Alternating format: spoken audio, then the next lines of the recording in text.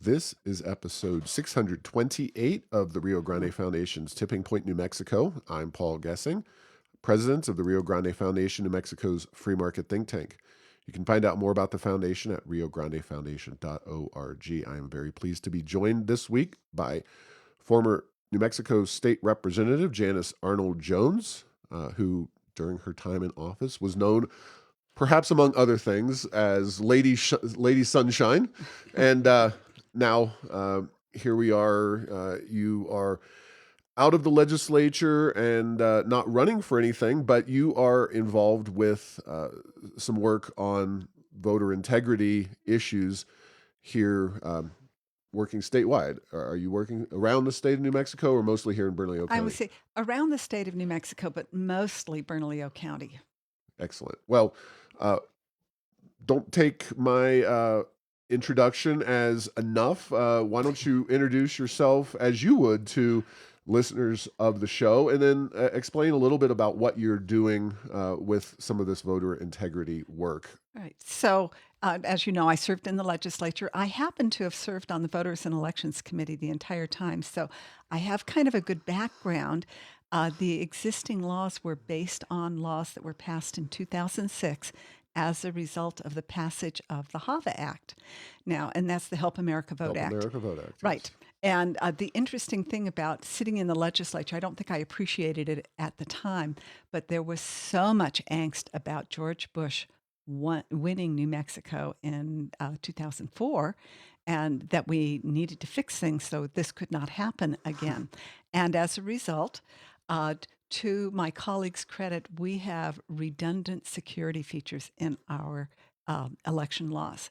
And if we are smart, we will keep those. So anyway, long story short, in 2019, I don't remember quite why I did this, but there was a first mail-in election in Bernalillo County. Mm. And I thought, well, there are 56,000 undelivered ballots. What's that about? And so I IPR'd the list. And then I started doing a deep dive. And what I found was not what I was looking for. Mm-hmm. What I found is that the U.S. Postal Service has real serious problems. Clearly, our voter rolls need to be cleaned up, but there were individuals requesting absentee ballots who did not get them but their spouse got one. Mm-hmm. And so we kind of dug into that. And there are more issues with the post office this coming election. They are huge because the U.S. Post Office is regionalizing its distribution centers. And some of the impact, you may have read about Utah, where their mail was sent to Las Vegas, but then was not returned in time to the county clerks in Utah because they were batching the mail, waiting to have enough to take another trip up to Utah. This is a terrible thing. Okay, so 2019, based on my recollection, that was the APS property tax hike election, which, despite the prevalence, shall we say, of ballots being sent out to anybody and everybody, we at the Rio Grande Foundation and those of us who did not think that a tax increase for APS, a property tax increase, was necessary. We did win the day with something like 2-1 results. Absolutely. And I don't think there has been another explicitly a mail-in election, although obviously that has been inserted through the COVID regime in the last election in 2020, Right. 2022, 24, 22 and 20. Those Well, have been some mail-ins. in our election code, if it is a special election, and why APS decided to do this, it must be a mail-in election. But it gave us a tremendous amount of information. And having worked through this by 2021, we started. In 2023, we were able to remove 32,000 voters who simply weren't here. And we followed all of the rules. And I want to say we, not just me, but the county clerk took our information and really did a good job. Um, and there have been entire years, if you remember Mary Herrera as our Secretary of State, they didn't do any confirmation mailings to remove people from the voter rolls. So you do have to follow laws, but there are pieces that our county clerks can act on if they have the information. For example, if your loved one dies, please copy your death certificate and email it to the county clerk. They would be happy to remove your loved one immediately. They don't have to wait for anything. But they can't just go and remove somebody because you called them up and said, my dad died. That is not good enough because who knows if you're telling the truth. That's kind of how that works. All right. Well, uh, I guess we'll take a brief step back because, mail-in elections. I believe at the time APS wanted that mail-in election because they wanted their money quicker than they would have otherwise gotten it if they'd waited till November. Uh, One could argue that maybe they wanted to be the only issue on the ballot. I don't know if that worked. It didn't work out for them in that regard, but uh, just let's take a step back and talk about where things stand in terms of election policies in New Mexico uh, in a typical election like what we're going into Sure. here in November, because this is a federal election, which has a little bit of a difference between one of those local elections. Uh, just talk about how you see from a 50,000 foot perspective voter integrity and the accuracy of the vote here in New Mexico. Well, first and foremost, let me remind you that we are a paper ballot state. Whenever there is counting to be done, audits to be done, recounts to be done, it must be completed with the original ballot. And the voter, as you know, you go into a poll and you identify yourself, and they print out a ballot. And you probably remember that your ballot comes with a pink sheet. That Mm-hmm. is part of the audit trail that says that you voted, but there is no connection to your ballot. But when we have issues, it is the actual ballot that actually gets counted. Nothing else. No facsimiles. Thank you, Arizona. No facsimiles. Mm-hmm. That's what we count. And to that end, we have done very well. And of course, after every single election, there is an audit. Now, mostly they are risk limiting audits, but nonetheless, our audits actually validate that the machines are working correctly. And of course, before the election, I'm one of the ones that goes down and watches this. I watch the certification of all of the machines. And basically, what that is here's a piece of equipment. Is it operating the way that it is supposed to? Mm-hmm. And by and large, our equipment is operating well. The standard, for sure, in Bernalillo County, if it is off, they are pulled off the line and it goes back to the manufacturer. If they are not functioning during the vote, they pull them off. They have machines in reserve. And just know that in Bernalillo County, we are uh, basically testing over 360 machines each time we vote, each time. Mm-hmm. And so that system, by the way, all of that is public, absolutely public. You are so welcome to go. The backside, the audit actually validates the first part, which is the certification. Does the machine do what it is supposed to do? And over time, the error rates across the board is about 0.0075. It is very, very low. Mm-hmm. So when people read about the Dominion machines not working, they have usually, let's talk about Georgia, they had a different system. You would go into a touch terminal and actually touch your vote on the terminal, and then it would print it out. And the issue was, did the votes get changed even though your ballot said one thing? Was it actually doing something else in the background? And then there was the worst part. Mm-hmm. One of the things that is so unique about our laws is the only person who may put a ballot into a tabulator is the voter, period. And except for if you're mailing. So let's talk about mailing. But in Georgia, as an example, during the 2020 election, people would print out their ballots and they would go stick it in a stack. and then an election worker would pick up the stack and carry it in the back. And do you think it's likely that maybe they did that twice or Mhm. 3 times? This is exactly what you saw. Georgia has since changed its laws that look much more like ours.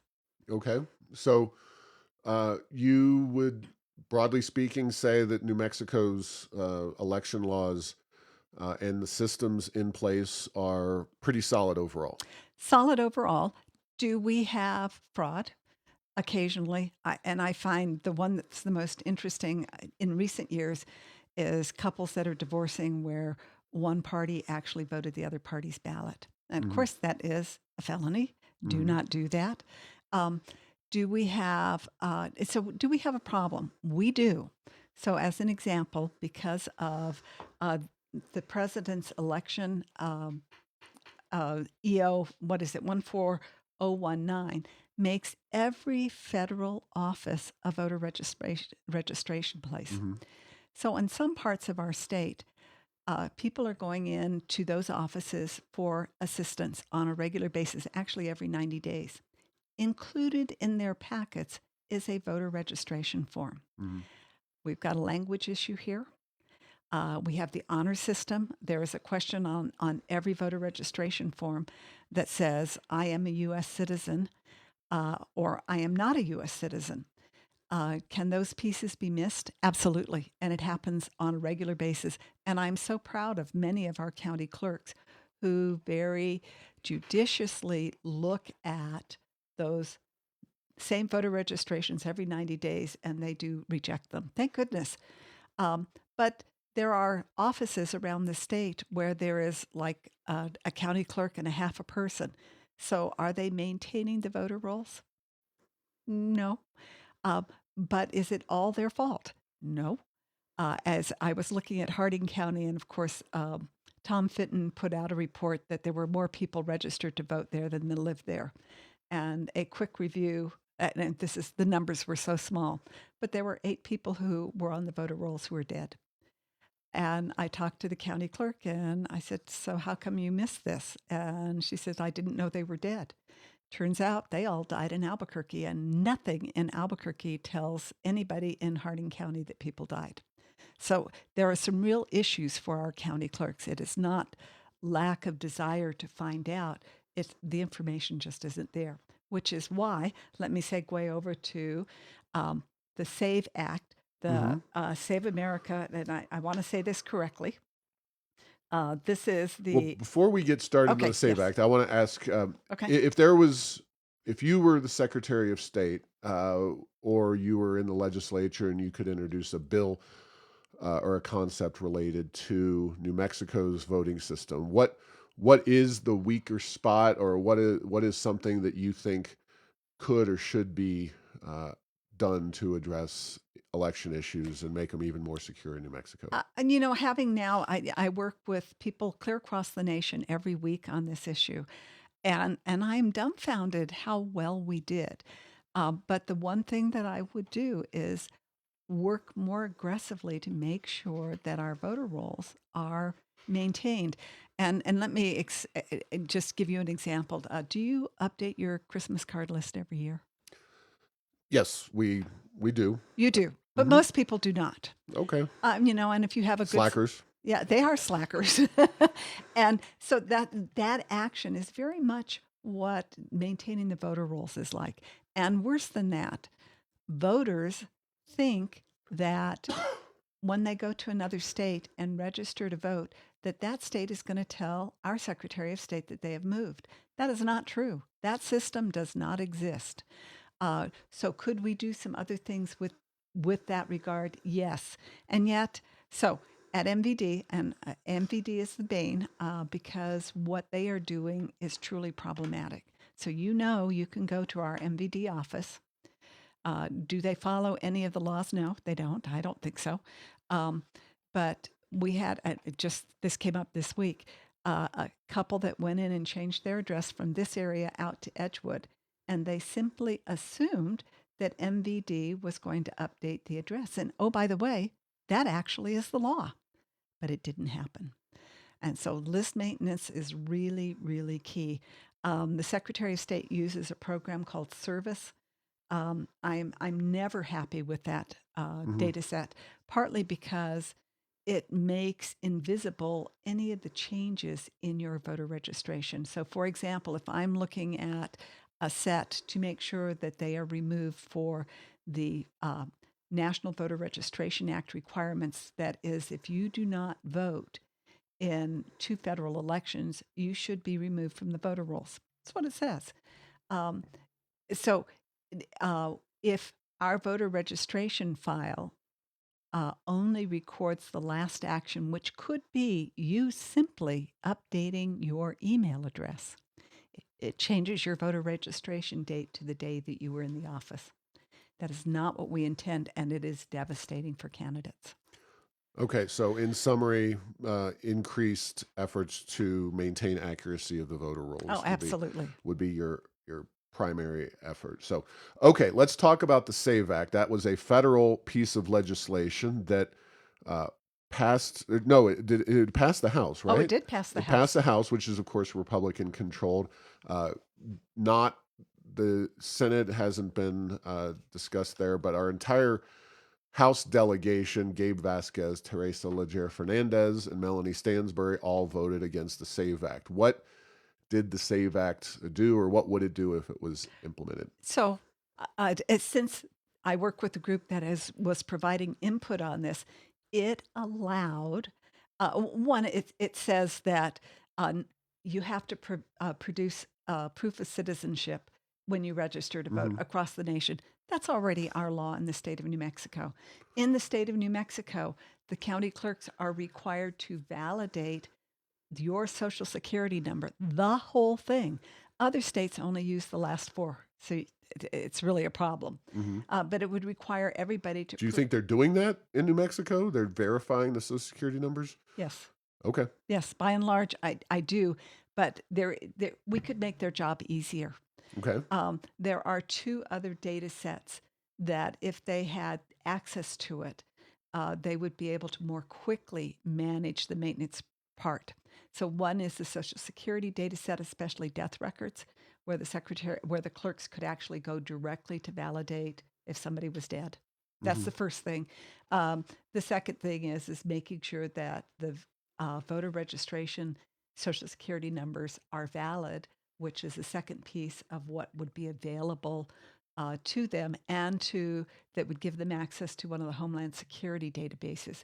And while I'm on that, let me just remind you that even though you have a real ID, it does not mean you are a U.S. citizen. It does not mean that.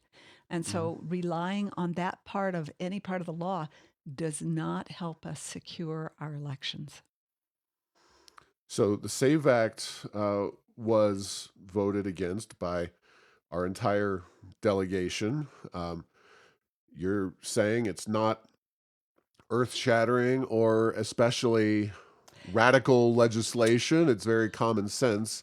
So why are New Mexico's Congress folks so hell bent on stopping it? And it seems like they're very much in line with the majority of the Democratic Party, which is not going to take this up in the Senate. And anytime you talk about voter ID or even Right. which technically is not what the SAVE Act is, but um, they get very apoplectic about it. Well, they do, and it just disappoints me greatly that our congressional delegation, by and large, argued that it is already the law that only U.S. citizens vote. Hmm. But I'm here to tell you that we have people, even in our own state. Let me go back to that executive order where people are being handed voter registration forms. They don't know what it is and they just sign it. If a county clerk misses that, they're registered to vote. And if they vote, and if it is caught, it is a felony and it's an immediately deportable offense. It's kind of like, okay, we have a lot of immigrants coming into our country. This is sort of like a gotcha. Of course, um, uh, somebody needs to enforce the law, a wider detail. Right. And, there are jurisdictions across the country. To my knowledge, New Mexico doesn't have any of this, but not necessarily in federal elections. And, having a law in the books doesn't mean it's enforced or Well, enforceable. it's kind of like the balanced budget amendments, all Right, 6 of them. right.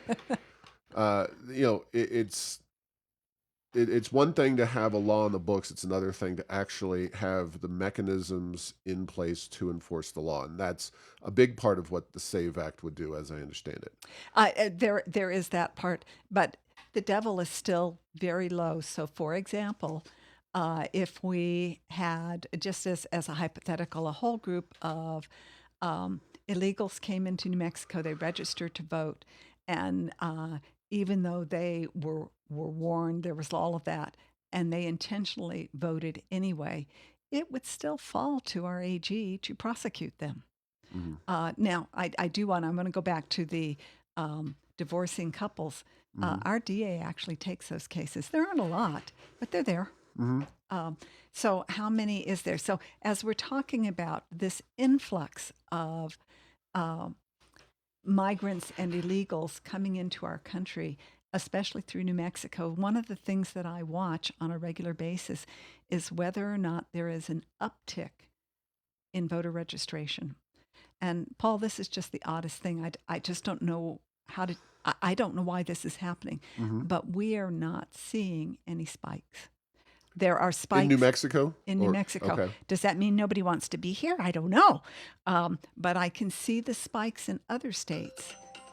So I don't know quite why we're not seeing that. And so I feel like, okay, and we're watching on a regular basis. When is that hammer going to fall? And now there's so many there that we can't do anything about it. And so I want you to know many of us are watching this. Well, New Mexico, from my research on the immigration issue and following various news stories, has not seen an influx, relatively speaking, of at least of people staying here in New Exactly. Mexico.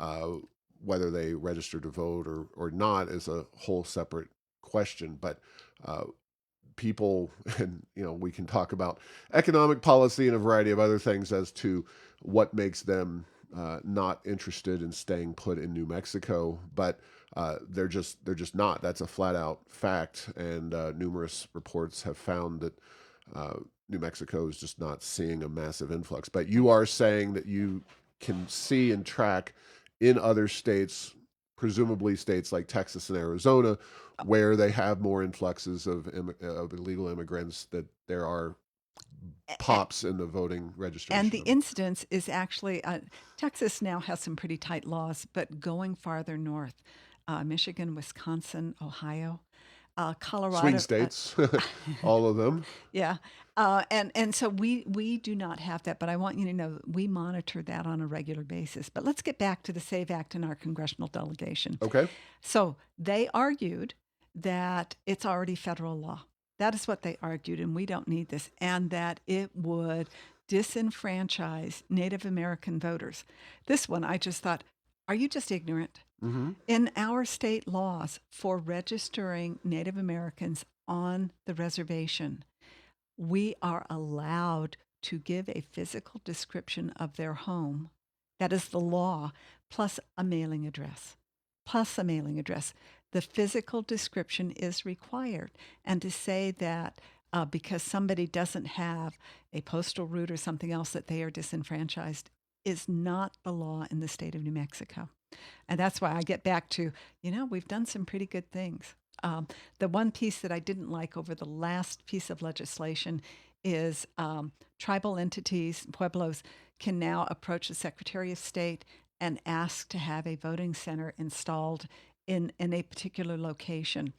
The one piece that bothers me about that is if they are on a pueblo and say we have another plague or whatever, it would only be available to those people in that area rather than to every voter. And Mm. that kind of just bugs me a little bit.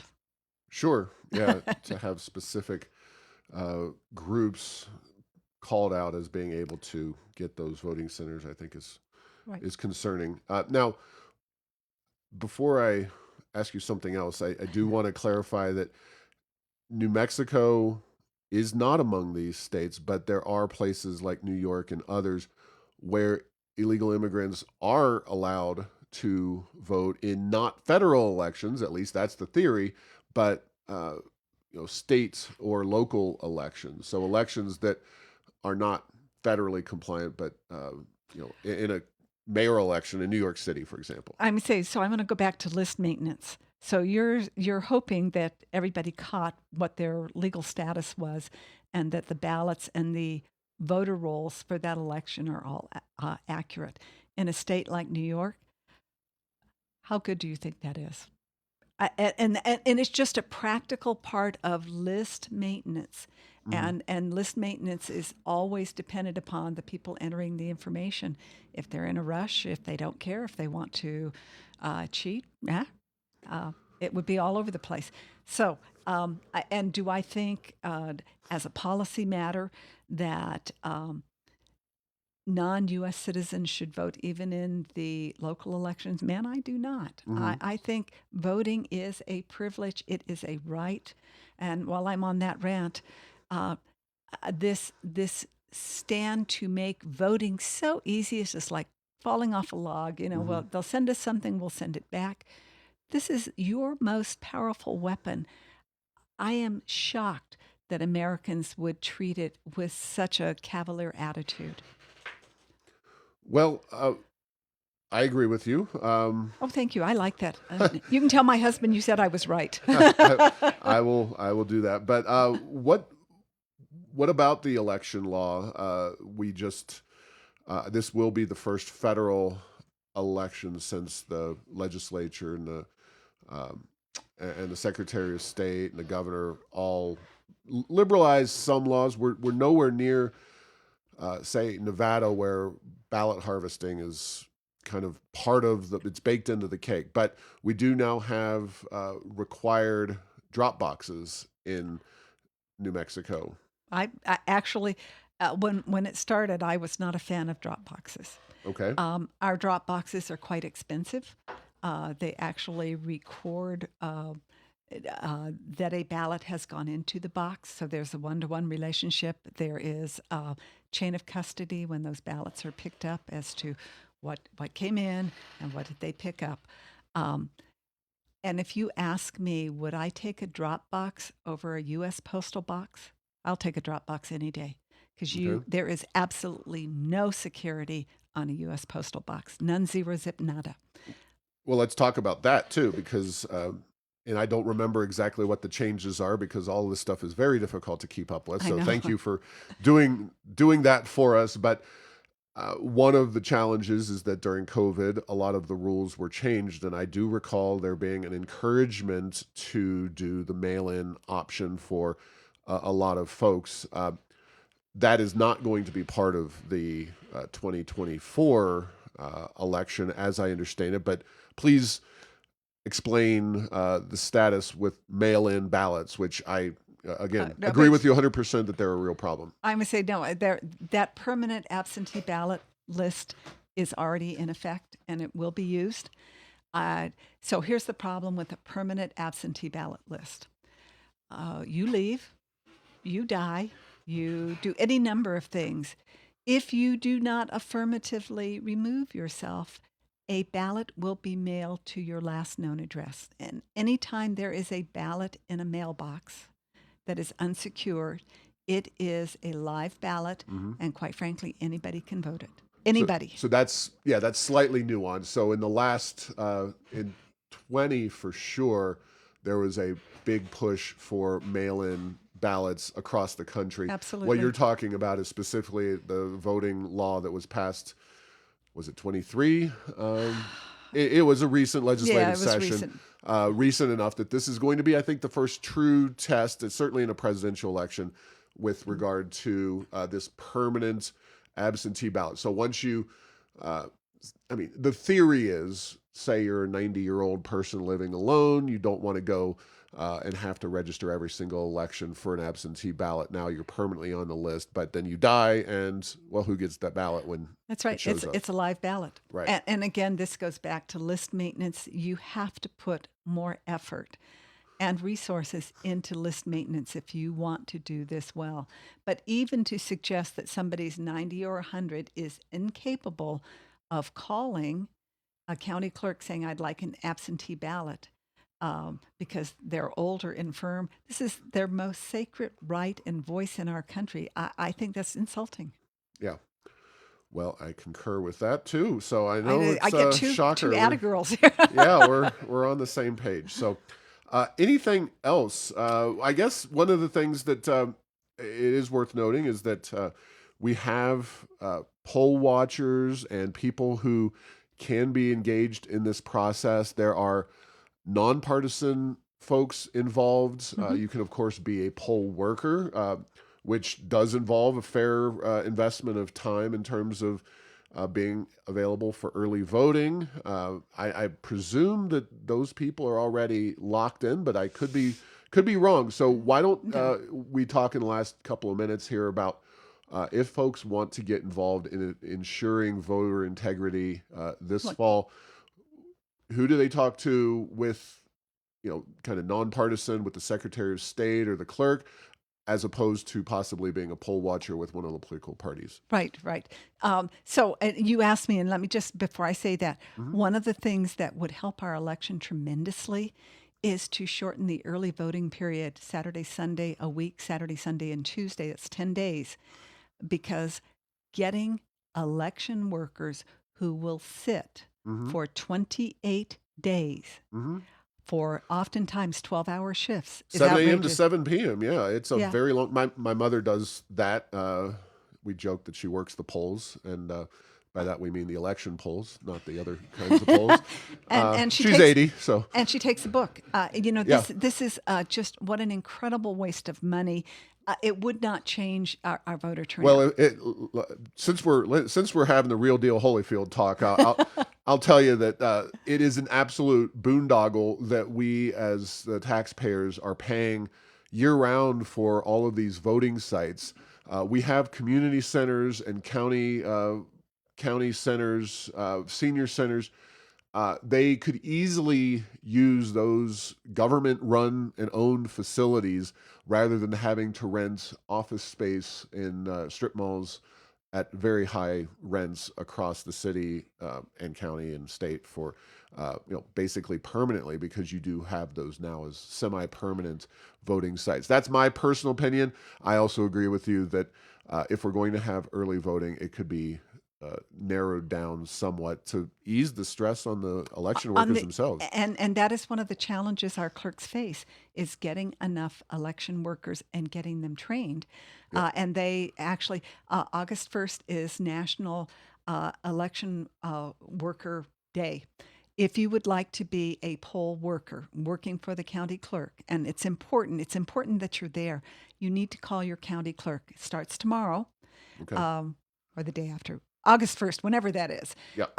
If you would like to be a challenger, and in our state we have two versions of this, but in this case, this is a partisan election. Hmm. Challengers are critical to the election, and your local county party, I don't care which group you're in, actually appoints those. Now, as of 2022, one of the law changes, which was troubling, was in order to actually serve at a polls, you actually have to take a test provided by the Secretary of State.